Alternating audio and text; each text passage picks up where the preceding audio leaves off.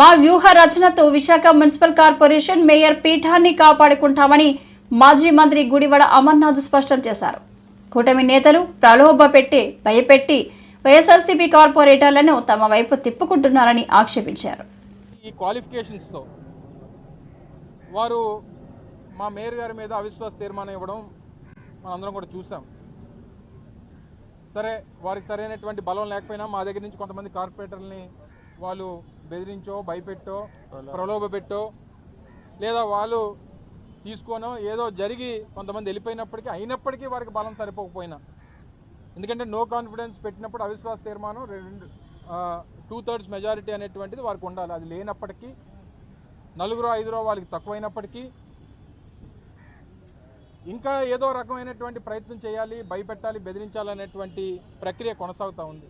నిన్ననే చూసాం, రేపు 19వ తారీఖున ఏప్రిల్ 19వ తారీఖున అవిశ్వాస తీర్మానానికి సంబంధించినటువంటి నోటీసులు కూడా ఇస్తూ ఇప్పుడే కలెక్టర్ గారితో కూడా మాట్లాడినప్పుడు 19వ తారీఖున అవిశ్వాస తీర్మానం పెడుతున్నామని చెప్పి వారు చెప్పడం జరిగింది. అయితే మా కార్పొరేటర్లు రాజకీయంగా మా కార్పొరేటర్లను ప్రొటెక్ట్ చేసుకోవాల్సినటువంటి బాధ్యత మా మీద ఉంది. వాళ్ళని సేఫ్ గార్డ్ చేసుకోవాలి. వాళ్ళు మరిన్ని బెదిరింపులకు లోను కాకుండా వాళ్ళని ప్రొటెక్ట్ చేసుకోవాల్సినటువంటి బాధ్యత ఒక రాజకీయ పార్టీగా వైఎస్ఆర్ కాంగ్రెస్ పార్టీ మీద ఉంది. కాబట్టి మా ప్రయత్నం, మేము మా పార్టీ నాయకుడు జగన్మోహన్ రెడ్డి గారి ఆదేశాలు, అలాగే పార్టీ ప్రతిపక్ష నేతగా ఉన్నటువంటి పెద్దలు బొత్స సత్యనారాయణ గారు, మా రీజనల్ కోఆర్డినేటర్గా ఉన్నటువంటి కన్నబాబు గారు, జిల్లాలో ఉన్నటువంటి నాయకత్వం అందరం కూడా మా ప్రయత్నం మేము చేస్తూ ఉన్నాం. వాలంటరీగా వైఎస్ఆర్ కాంగ్రెస్ పార్టీతో ఉన్నటువంటి కార్పొరేటర్లు అందరూ కూడా మేము మా వాళ్ళని సేఫ్ గార్డ్ చేసుకునేటువంటి కార్యక్రమం చేస్తున్నప్పటికీ నిన్నగాక మొన్న ఒక కార్పొరేటర్ గారి ఇంటికి పోలీసుల్ని పంపించి ఆ కుటుంబ సభ్యుల్ని బెదిరించి ఇంట్లో భార్య, వారిద్దరు ఆడపిల్లలు ఉంటే రాత్రి 10 గంటలకి పోలీసుల్ని పంపించి ఆ విజువల్స్ కూడా ఉన్నాయి. పోలీసుల్ని పంపించి మీ భర్త ఎక్కడున్నారు, మీ భర్త కానీ రాకపోతే మీరు పోలీస్ స్టేషన్కి రండి అని చెప్పి ఆ ఆడపిల్లల్ని బెదిరించేటువంటి స్థాయికి ఈరోజు పోలీస్ వ్యవస్థ దిగజారిపోయింది. మేము ఫోన్ చేస్తే పోలీసులు సమాధానం చెప్పరు. వారు మాట్లాడుతూ మేము వైఎస్ఆర్ కాంగ్రెస్ పార్టీ నాయకుల తాలూకా ఫోన్లు ఎత్తాల్సినటువంటి పని మాకు లేదని చెప్పి మాట్లాడతారు. వారేమి పోలీసులు అంటే తెలుగుదేశం పార్టీకి పనిచేసేటువంటి వారు కాదు.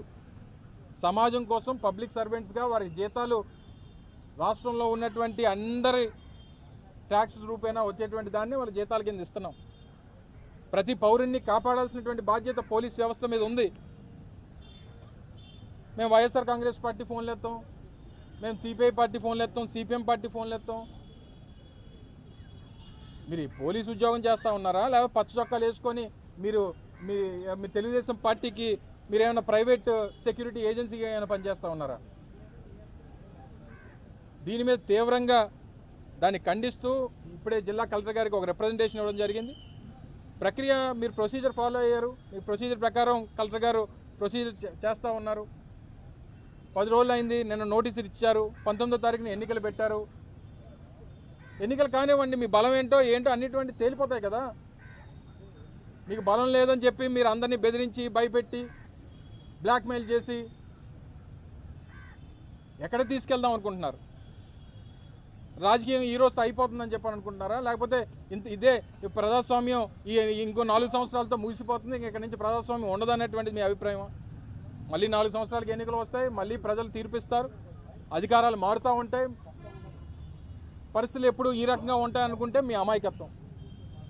పోలీసులు కూడా ఈ కొంతమంది పోలీసు అధికారులు ఈ సినిమాల్లో పనిచేసేటువంటి పోలీసు ఆఫీసర్ లాగా మీరు పనిచేస్తానంటే పరిస్థితులు ఈ రకంగానే ఉండవు అనేటువంటిది గుర్తుపెట్టుకోవాలి. మేము ఫోన్ చేస్తే ఆయనకి వినబడదు, మేము ఫోన్ చేస్తే ఆయనకు కనబడదు, మేము ఫోన్ చేస్తే ఆయన ఫోన్ ఎత్తాడు, మేము ఫోన్ చేస్తే ఫోన్ ఆపేస్తాడు. మీ పద్ధతి కానీ మార్చుకోకపోతే పరిస్థితులు ఈ రకంగానే ఉండవు అనేటువంటి విషయాన్ని తెలియజేస్తాం. మీరు చట్టం ఏం చెప్తా చేయండి. లా అండ్ ఆర్డర్ ఏ రకంగా నిలబెట్టాలో అది మీ బాధ్యత. ప్రజాస్వామ్యబద్ధంగా వాళ్ళు ఎన్నికల్లో పోటీ చేసి గెలిచినటువంటి కార్పొరేటర్లని, ఆ వారి కుటుంబ సభ్యుల్ని వెళ్ళి మీరు బెదిరిస్తే దీన్ని ఏ రకంగా తీసుకెళ్దాం అనుకుంటున్నారు? ఏ రకంగా మీరు ఈ ప్రజాస్వామ్యాన్ని కాపాడాలనేటువంటి మీ అభిప్రాయం? మీరు అంబేద్కర్ గారు రచించినటువంటి రాజ్యాంగాన్ని ఫాలో అవుతారా, లేకపోతే లోకేష్ రచించినటువంటి రెడ్ బుక్ రాజ్యాంగాన్ని ఫాలో అవుతారా? దీన్ని తీవ్రంగా ఖండిస్తూ ఉన్నాం.